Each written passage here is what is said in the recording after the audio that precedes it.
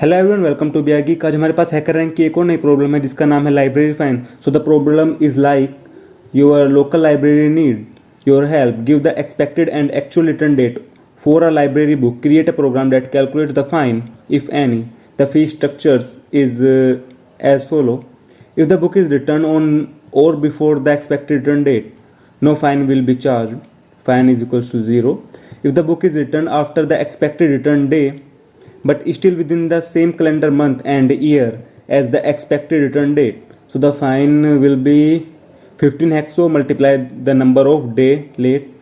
If the book is returned after the expected return month but still within the same calendar year as the expected return date, the fine will be 500 hexo multiply number of month late. And if the book is returned after the calendar year in which it was expected, there is a fixed fine of 10,000 hexo. Okay, अगर एक दिन late होता है तो उसे 15 hexo देने हैं, और एक महीना लेट होता है तो उसे 500 हेक्सो देने हैं, और अगर एक साल लेट हो जाता है तो उसके लिए फिक्स है, उसे 10,000 हेक्सो देने हैं। ओके, इसके बाद है charges are based only on the least prices measure of lateness. For example, whether a book is due January 1, 2017 और December 31, 2017, if it's the return date returned 1 January 2018, then it's a year late, and the fine will be 10,000 hexo. अगर year की date change हो जाती है, let's say 31 दिसंबर को due date थी और हम 1 जनवरी को उसे 1 जनवरी 2018 को हम उसे देते हैं, तो वो एक साल माना जाएगा और हमें वहाँ पे जो चार्ज देना होगा वो 10,000 हेक्सो देना होगा। इसके बाद है function description. Okay, function description के बाद है हमारा input format. The first line contain 3 space integers D1, M1, Y1 denoting the respective day, month and year on which the book was returned. The second line contains 3 space separated integers day2, M2, Y2 denoting the respective date, month and year on which the book was due to be returned. Okay, इसके बाद constraints हैं, and after this input format हो गया हमारा, constraints हो गए, output format हो गया। Okay, print the single integer denote the library fine for book received as input. Okay, इसके बाद बेसिकली कुछ नहीं है। इसके बाद हम सीधा अपना प्रोग्राम स्टार्ट करते हैं। एज यूजुअल हमें इसकी ज़रूरत नहीं है तो हम इसको कैंसिल कर देंगे। इसके बाद सबसे पहले हम अपनी हेडर फाइल से स्टार्ट करेंगे। सबसे पहले हेडर फाइल लिखते हैं #include stdio.h। इसके बाद अपना main function int main,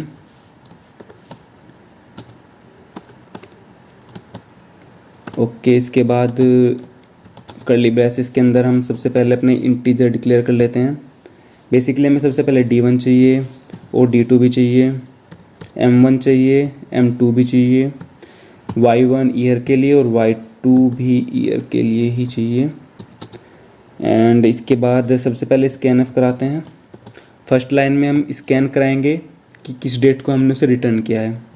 %D space separated है, इसके लिए स्पेस लगा के %D लिखेंगे। इसके बाद सबसे पहले एड्रेस ऑपरेटर लगाएंगे day 1 according to our input format, and after this address operator M1 and then Y1। इसके बाद सेकंड लाइन में स्कैन कराएंगे स्कैनफ, जो हमारी रिटर्न डेट थी, एक्चुअल जो हमारी रिटर्न डेट थी जिसको हमें रिटर्न करना था, अगर हम उस डेट को रिटर्न कर देते तो हमारे पास कोई फाइन नहीं लगता, वो डेट है। इसके बाद हम स्कैन कराएंगे डेट को %D address operator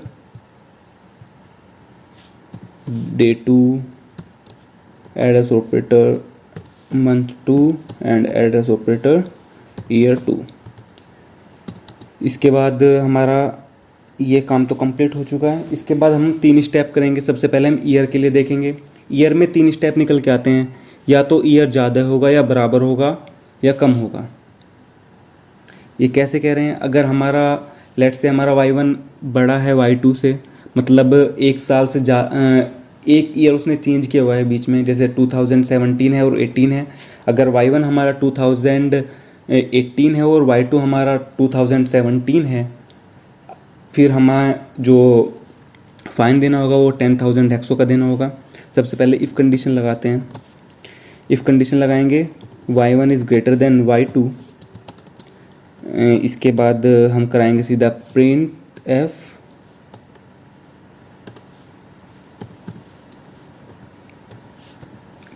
percentile. Okay, इसके बाद परसेंटाइल लगाने की जरूरत नहीं है, 10,000 हम प्रिंट करा देंगे। इसके बाद हम एक एल्स कंडीशन लगाएंगे, एल्स इफ़ कंडीशन लगाएंगे। इस कंडीशन में लिखेंगे अब अगर हमारा ईयर 1 इक्वल होगा ईयर 2 के।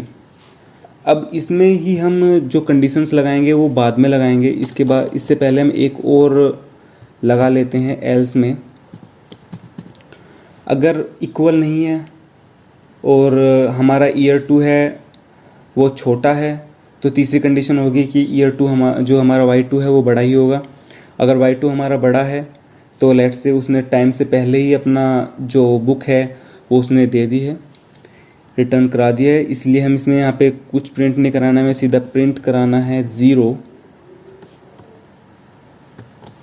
हम 0 प्रिंट करा देंगे। इसके बाद में जो हमें कंडीशन लगानी है इस वाले के अंदर लगानी है एल्स इफ में।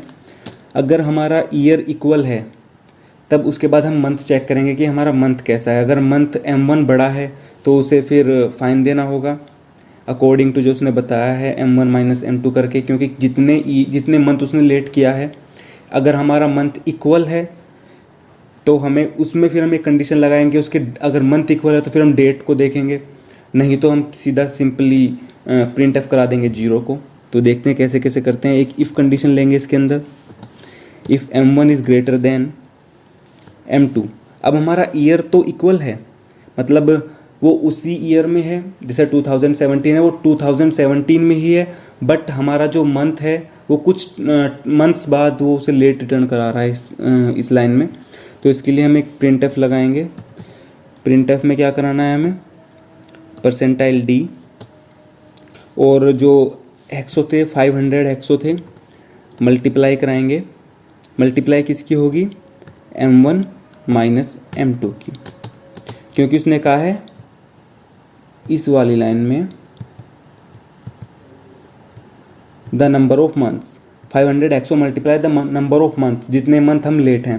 तो M1 माइनस M2 वही वर्क करेगा कि M1 माइनस M2 में कितने मंथ हमने लेट किया हुआ है।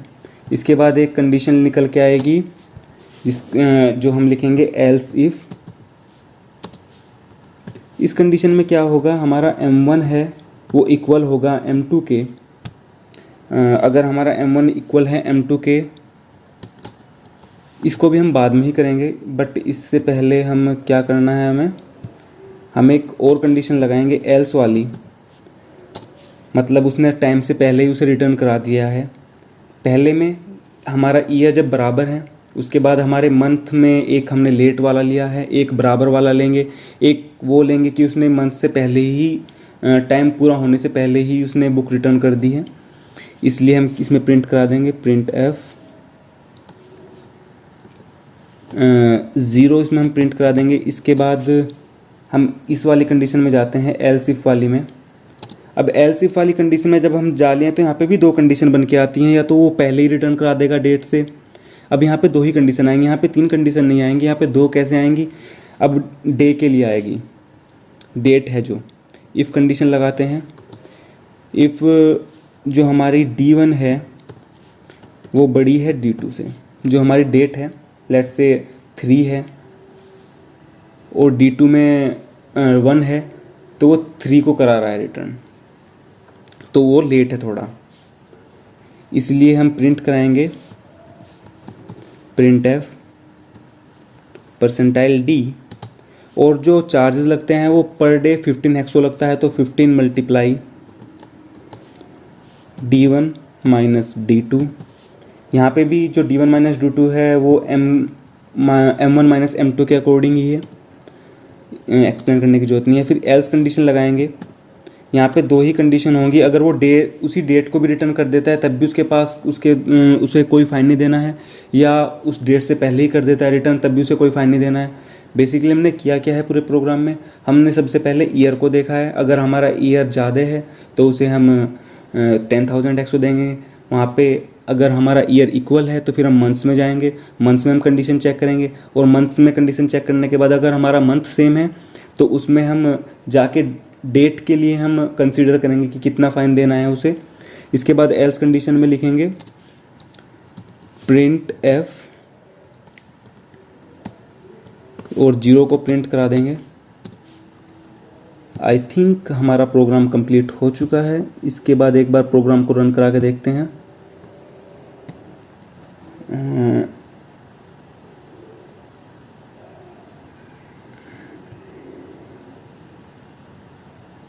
ओके, जो हमारा टेस्ट केस है वो कंप्लीट हो चुका है। सबमिट कराते हैं प्रोग्राम को। आई थिंक ये भी कंप्लीट हो जाए। अगर आपको इस प्रोग्राम का फ़ोटो चाहिए तो आप मेरे को इंस्टाग्राम पे फॉलो कर सकते हो। मेरे जितने भी प्रोग्राम है सभी के फ़ोटो वहाँ पे अवेलेबल हैं, आप वहाँ से जाके चेकआउट कर सकते हो।